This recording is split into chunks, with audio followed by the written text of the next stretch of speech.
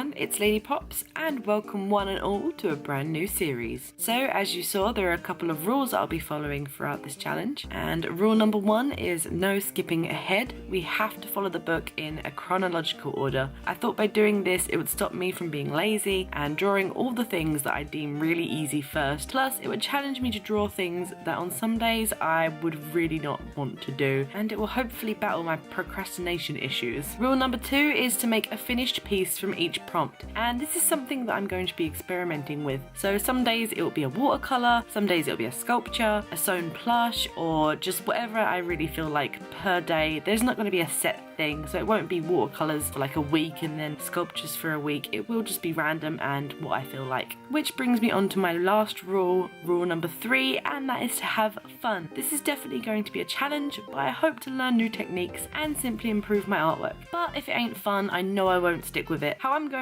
to implement that, however, is another question for another time. I haven't really figured that out yet, but I'm just hoping the fun will naturally flow when I start painting and making things.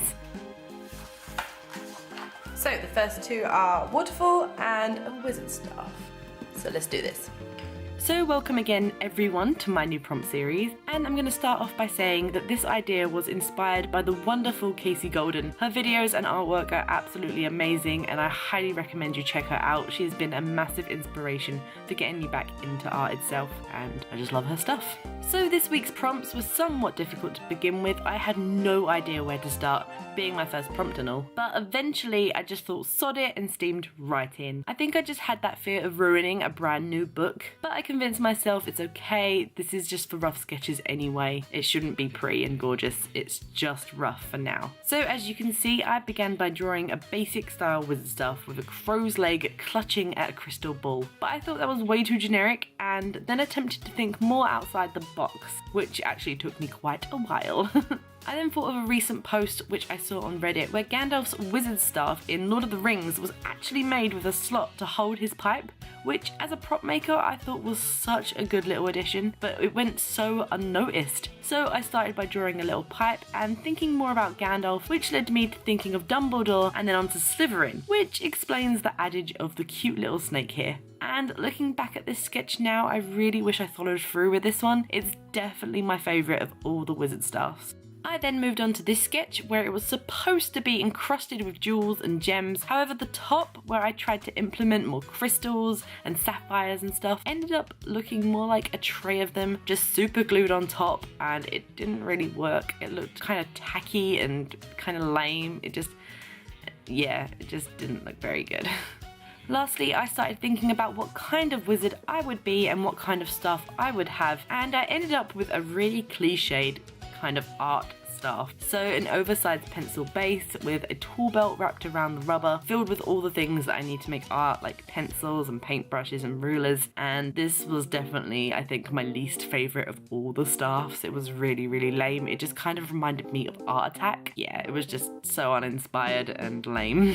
So the page was looking pretty full and I moved on to the waterfalls, and by God I was rusty. I've never really ever been good at drawing water, so going into this prompt I was feeling a little more apprehensive than doing the wizard staffs, because you can turn any squiggle into a wizard staff and just name it a doodle staff or something like that, but waterfalls are more structured. They are a real thing. People know what they look like and expect your work to reflect their expectations. So I think that put me off just a little bit, but when I did get into it, it was okay. A lot of my line work ended up looking like hair or spaghetti, and drawing just a plain waterfall on its own looks really weird to me. So I tried battling this by adding backgrounds, and this is something which I never usually do. My artwork usually focuses on characters or a single design of one specific focus. So backgrounds and whole scenes are something which lack massively in my art. So I took this as an opportunity to practice. So I added rocks, fields, bushes, drips and trees to all the waterfall designs. I tried different angles, different flows of currents within my line work, and different styles of rocks. I tried drawing grass which overhanged the cliff edges, and grass which was more stiff and stood up on its ends. And looking back, I kinda wish I explored more with the floating waterfall world, but I've seen these everywhere lately, like as tattoos or just drawings on Pinterest, and it kinda put me off because I wanted something a bit more original in a way. So I went with the one at the bottom, which I liked because of the swirly rocks, which I never ended up using. So Yeah. So as you can see, I started inking my sketches, and this was never my original plan, as they're meant to be rough. However, there are a couple reasons why I went against my own advice. Firstly, I thought you guys wouldn't be able to see them. I'm never really sure on what my camera picks up on, and I just didn't think you'd be able to see the pencil lines. So I kind of did it as insurance. And secondly, and more importantly, I'm going to be keeping this book forever, probably. And personally, I enjoy looking at inked artwork over penciled artwork. So I decided to go over my sketches in ink for future Chloe to enjoy. You're welcome, future Chloe. I also kind of need to practice with my inking anyway, and I thought this would be a good opportunity to do that too.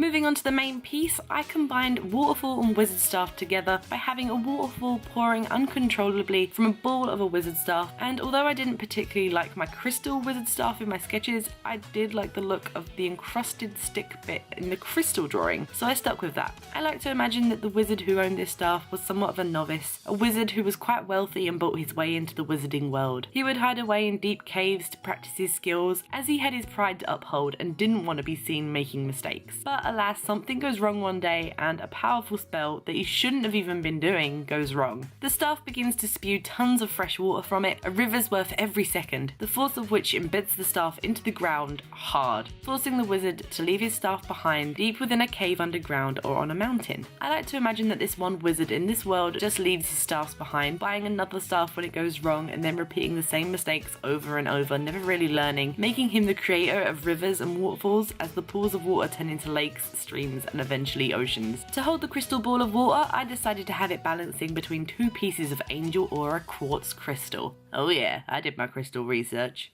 With the water from the ball pouring down in thick streams to a pool of water and onwards.